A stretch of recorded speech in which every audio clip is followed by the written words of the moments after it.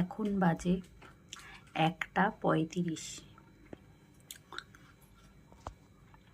বরমাসাই 2 মেয়ের খাওয়া হয়ে গেছে, বরমাসি শুয়ে পড়েছে, ওদের খাওয়া হয়ে গেছে আর আমি খেতে বসেছি। আমারও এখন খাওয়া হয়ে গেছে, দেখো অনেকক্ষণ খেতে বসছি। তো ভাবলাম তোমাদের শুভরাত্রি মানে জানানো হয়নি, তাই শুভরাত্রিটা টুক করে জানিয়ে দিই। আর মাছের ঝোল দিয়ে তারপর ফুলকপি আলুর তরকারি দিয়ে ভাত খেয়েছি। ঠিক আছে, এই দেখো। তো চলো আর কি, খাওয়া তো হয়ে গেছে, সবাই শুয়ে পড়েছে। এবার আর কি, বাড়ির বউরা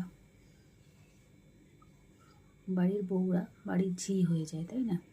তো এখন এই কাজের মাসি কাজ করব, সবাই শুয়ে পড়েছে তো কী হয়েছে।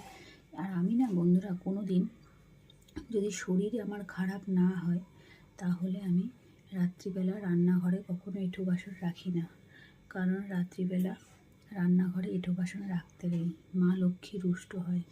রান্নাঘর তো লক্ষ্মী, তাই খুব আস্তে আস্তে তোমাদেরকে শুভরাত্রিটা জানাচ্ছি আর ভিডিও করছি। বড়মশাই ঘুমিয়ে আছে। তো যাই হোক,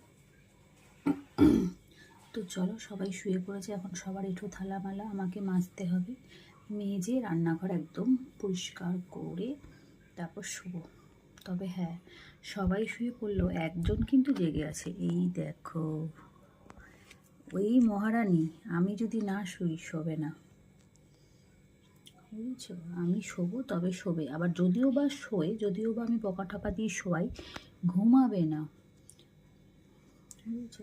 চোখ বন্ধ করে রাখি তো শুধু, কি আর করা যাবে। একে আজকে স্কুলে ভর্তি করিয়েছি আমি, মানে ফর্ম নিয়ে এসেছি, সোমবার কি মঙ্গলবার ভর্তি করিয়ে দেবো। প্রাইভেট স্কুল, 4 অবধি পড়ুক, 5-এ দেখা যাবে।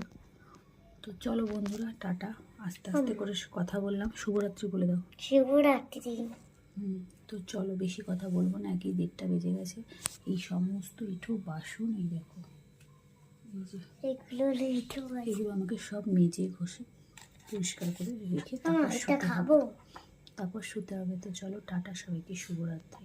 ঠান্ডাটা কিন্তু ভালোই পড়ে গেছে।